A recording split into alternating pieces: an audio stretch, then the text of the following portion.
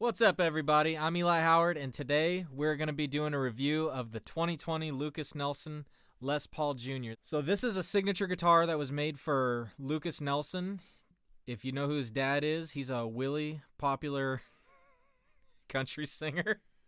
What the fuck? His dad's Willie Nelson. 3 hours later. There's only 200 originally made, and there's no word if they're going to be making any more. I happened to nab one on Reverb last week, and I love it so much I didn't even take the plastic off the pick guard yet.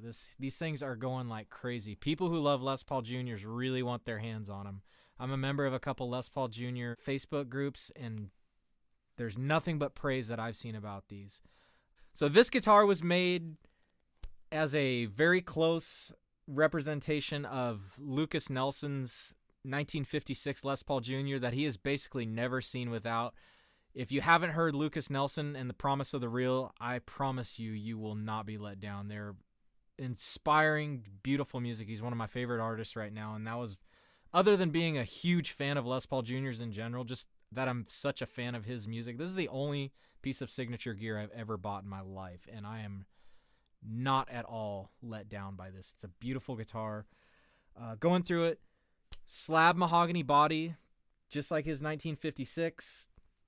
One volume, one tone, gold speed knobs with the orange drop capacitors. Compensated wraparound bridge, which is not a standard issue on just a normal collection Les Paul Jr. Alnico 3 dog ear P90, and it is so lively. I know that Lukas Nelson was extremely involved in developing this pickup, and there was a lot of trial and error, and he wanted it to be something that sounded close to his original 1956 that this is modeled after.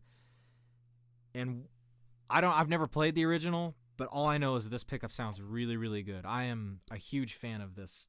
I mean, this guitar in general, but the pickup in this in comparison to my other two juniors is it's extremely lively, is what I noticed just immediately.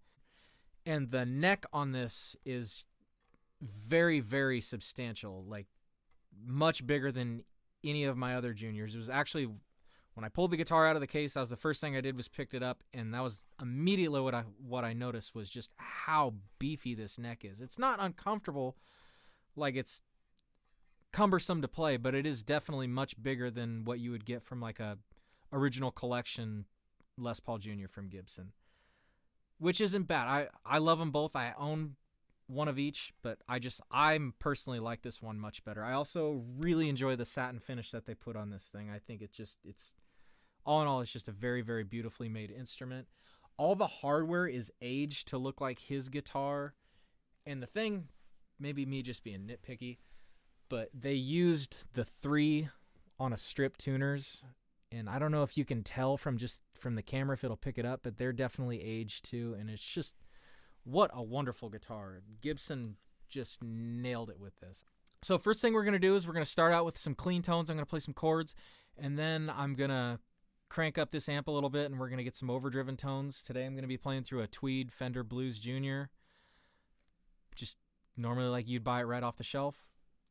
Let's crank this thing up.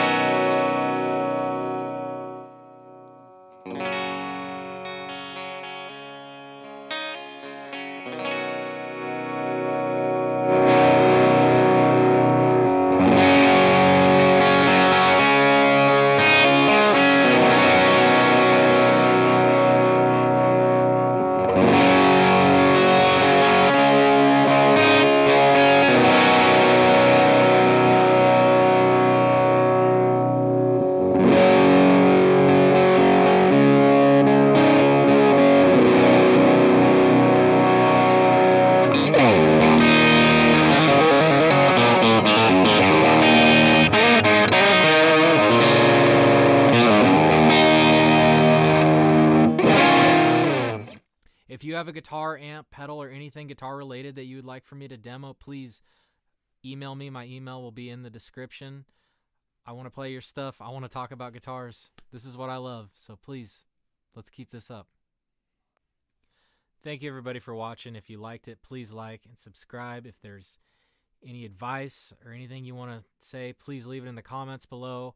If there's any pedals, amps, guitars, anything that you guys want to see or hear, or topics you want me to talk about, I'm open to any suggestions. So thank you very much. Stay safe. God damn it, Jake.